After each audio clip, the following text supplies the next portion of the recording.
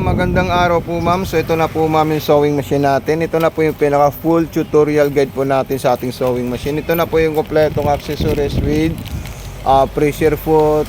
Kompleto na po siya ma'am. Tapos ito po yung ating transformer na kasama para mas matipid po siya sa kuryente ma'am.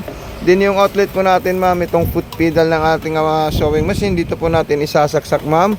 Okay, at ito naman pong transformer doon po sa pinaka-regular outlet natin na 220. Huwag nyo po siya dedirekta ma'am para hindi po maubos yung carbonize ng ating sewing machine.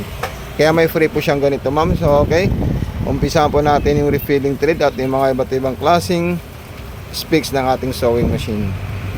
So ma'am, pag magre-refill po tayo ng sinulid ma'am, so ito po yung ating sinulid. Ay tatali po natin dito yan at itutulak natin dyan para mapunduhan po natin ng sinulid yung bobbing natin ma'am. So ayan po siya ma'am.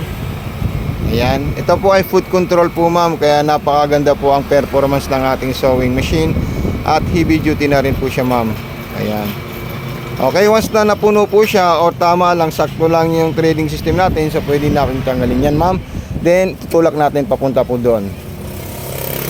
At yung sa ilalim naman po ma'am, ganito lang po siya ma'am. I-open nyo lang po yan ma'am, then tanggalin nyo po siya.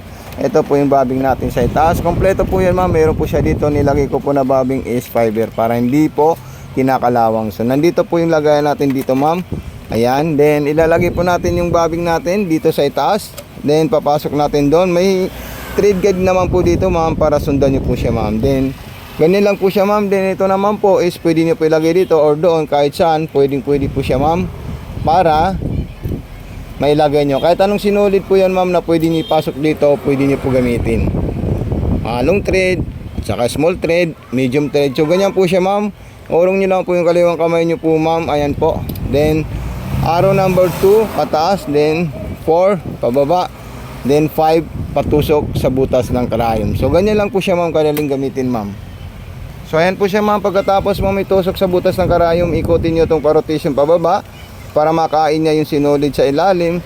Then pwede nyo po tingnan po yung sinulid nyo sa ilalim kung naka-slanting pa yung sinulid natin or hindi. Kasi pag hindi po siya naka-slanting ng maayos, so ibabalik po natin ulit at ilalagay natin ulit ng papunta po dun sa kaliwa. Tapos naka-slanting po siya, nakaganon po yung sinulid natin ma'am. So ayun po yung tama. Yan, i-check nyo muna po yan bago nyo palitan siya ng bobbing. Ayan po, lalagay natin ito ma'am. Okay, so ito na po siya ma'am. Ilalagay po natin yung makapal na sinulid natin at ititesting natin sa street sewing. So ayan po siya ma'am, napaka-smooth po ng performance ng ating sewing machine. Okay, then susunod naman po natin ma'am is yung manipis na tela po ma'am. Yung jersey at saka pang cotton na spandex. So ito po siya ma'am, ito. So ayan po siya ma'am, so try natin. Okay, so ayan. Then kung magsisigsag po kayo, pwede nyo po ikutin ito para makita nyo po yung sigsag na gusto nyo dito. So ayan po siya ma'am. Then sunod naman po natin ma'am yung maong natin ma'am. Okay, so ito po yung maong natin ma'am. Ito na po siya. Ayan. Okay, so maraming salamat po sa iyo ma'am Helen Mercado sa pagtitiwala at saka sa pag-avail sa ating sewing machine.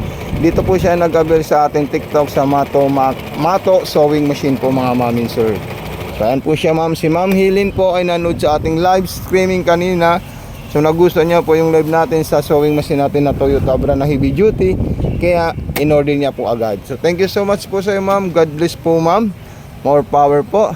And be safe and happy sewing po ma'am. Huwag po kayo mahihiya magtanong sa akin kung mayroon po kayong mga katanungan about dito sa sewing machine natin.